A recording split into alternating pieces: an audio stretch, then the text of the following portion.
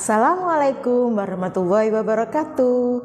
Hai anak-anak, jumpa lagi dengan Ustazah Yunita di kelas 6 tentang materi IPA kali ini.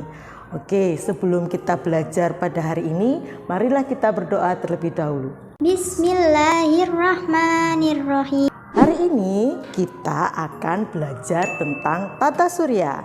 Pada video pembelajaran pada hari ini, Ustazah sudah menyediakan alat peraga tentang tata surya. Ini adalah matahari dan beserta gugusan planet-planetnya. Matahari adalah sebuah bintang karena bisa memancarkan cahayanya sendiri. Sedangkan planet-planet adalah benda langit yang mengelilingi sebuah bintang.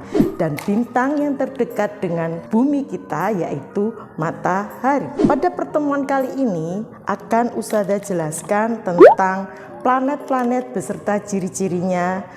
Sekarang mari kita lihat satu persatu. Di alam semesta ini sebenarnya matahari dan planet-planet ini ukurannya sangat besar. Namun supaya lebih mudah, maka di sini Ustazah tampilkan alat peraga yang menunjukkan kepada kalian tentang gugusan planet dan bintang sebagai pusat tata suryanya. Urutan pertama dari yang terdekat dengan matahari, planet yang pertama yaitu Merkurius, Venus, Bumi, Mars, Jupiter, Saturnus, Uranus, dan Neptunus. Untuk Pluto sudah tidak lagi dimasukkan dalam gugusan planet karena sudah tidak memiliki ciri-ciri planet.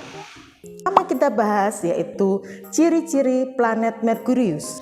Merkurius adalah planet yang terdekat dengan matahari. Lintasannya paling pendek, paling dekat dengan matahari jaraknya. Kemudian dalam Merkurius terdapat banyak kawah. Dan Merkurius merupakan planet terkecil. Selanjutnya Venus. Venus adalah planet kedua yang terdekat dengan matahari. Dia disebut juga dengan bintang kejora. Udara di dalam Venus sangat tinggi karena di dalamnya terdapat gas CO2 yang sangat banyak sehingga menghasilkan efek rumah kaca. Apa itu efek rumah kaca? Efek rumah kaca istilahnya seperti ini. Ustazah membuat benda yang dihiaskan di dalamnya ada planet. Di luar ini yang berupa kaca ini adalah seperti gas CO2 di alam semesta, di atmosfer. Jika gas CO2 itu terlalu banyak, maka akan mengakibatkan efek rumah kaca di mana suhu yang ada di dalam itu tidak dapat keluar, sehingga semakin disinari oleh matahari maka suhu yang ada di dalam planet tersebut semakin tinggi. Itulah yang disebut dengan efek rumah kaca.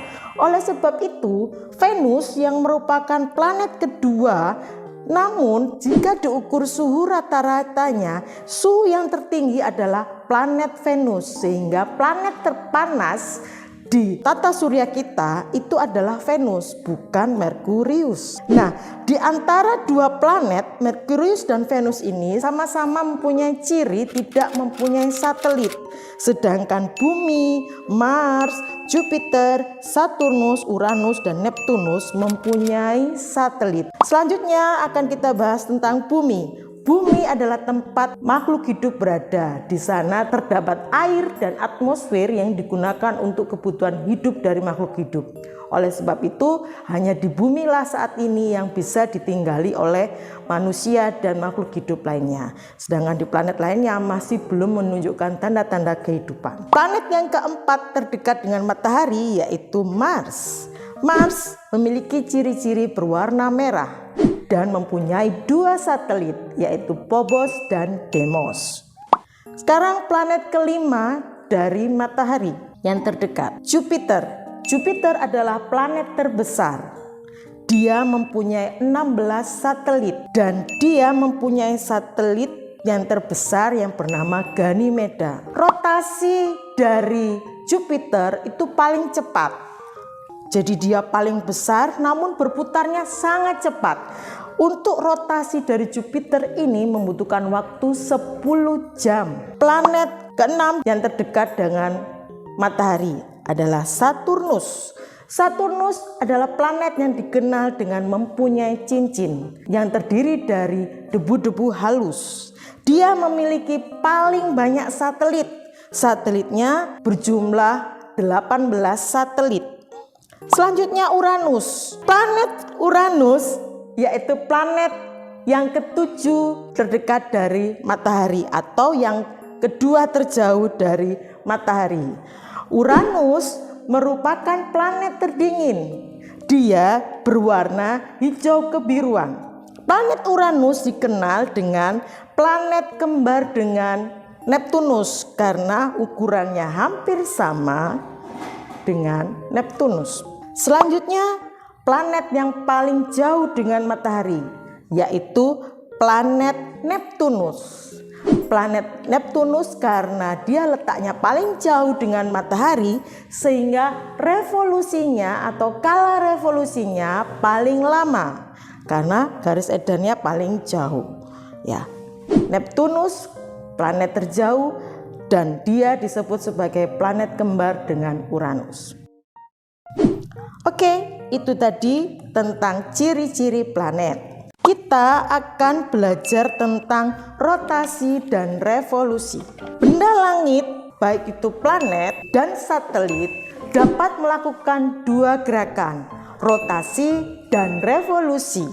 Rotasi adalah gerakan benda langit berputar pada porosnya. Sedangkan revolusi adalah gerakan benda langit mengelilingi benda langit yang lainnya. Kita peragakan rotasi. Nah, inilah yang dimaksud dengan rotasi. Dia berputar pada porosnya. Sedangkan revolusi berputar mengelilingi benda langit lainnya. Nah, ini adalah bumi dan ini adalah bulan mengelilingi.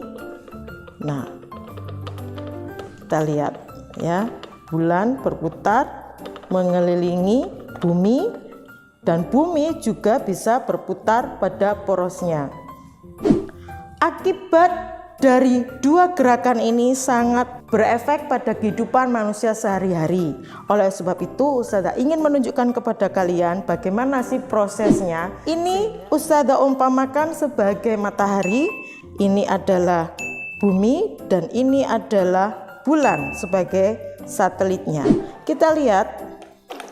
Nah, bumi melakukan rotasi dan revolusi, sedangkan bulan juga melakukan rotasi revolusi. Sedangkan mataharinya tetap pada posisinya. Kita amati di sini. Kita amati. Sret ya. Nah, kita amati. Maka ada kalanya bumi terletak di ujung sedangkan bulan di tengah. Sedangkan ini mataharinya. Maka peristiwa seperti ini dinamakan gerhana matahari. Jadi ketika bulan di tengah disebut dengan gerhana matahari. Apakah peristiwa gerhana matahari tersebut?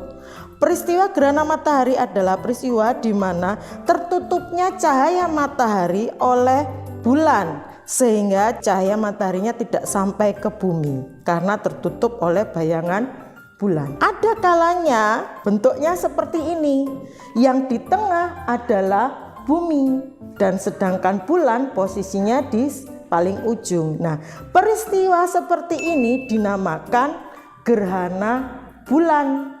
Apa yang dimaksud gerhana bulan? Daerah di mana bulan ini tidak tampak karena tertutup oleh bayangan, atau pantulan sinar bulan tidak sampai ke bumi karena posisinya tertutup oleh bumi. Oke, itu tadi pembelajaran kita pada hari ini. Tentunya kalian dengan pembelajaran ini cukup senang. Jadi akhirnya kalian bisa memahami di luar angkasa sana ternyata ada benda langit yang ukurannya sangat besar.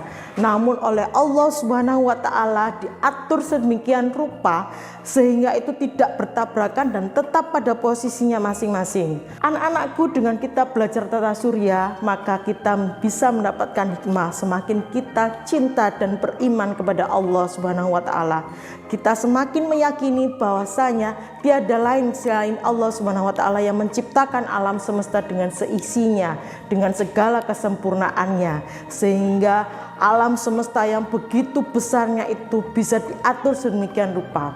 Tidak ada yang maha hebat selain Allah yang bisa mengatur dan menciptakan itu semua. Oleh sebab itu anak-anakku, dengan mempelajari tata surya ini kita semakin meningkatkan keimanan kita kepada Allah Subhanahu wa taala. Oke, sekian dari Ustazah. Terima kasih. Semoga materi pada hari ini kalian bisa memahaminya dan kalian senang untuk mempelajarinya. Terima kasih. Wassalamualaikum warahmatullahi wabarakatuh. Sampai jumpa di video yang lainnya. Jangan lupa like and subscribe ya, supaya Ustadz dan Ustazah semakin giat dalam membuat video pembelajaran yang menyenangkan. Dadah.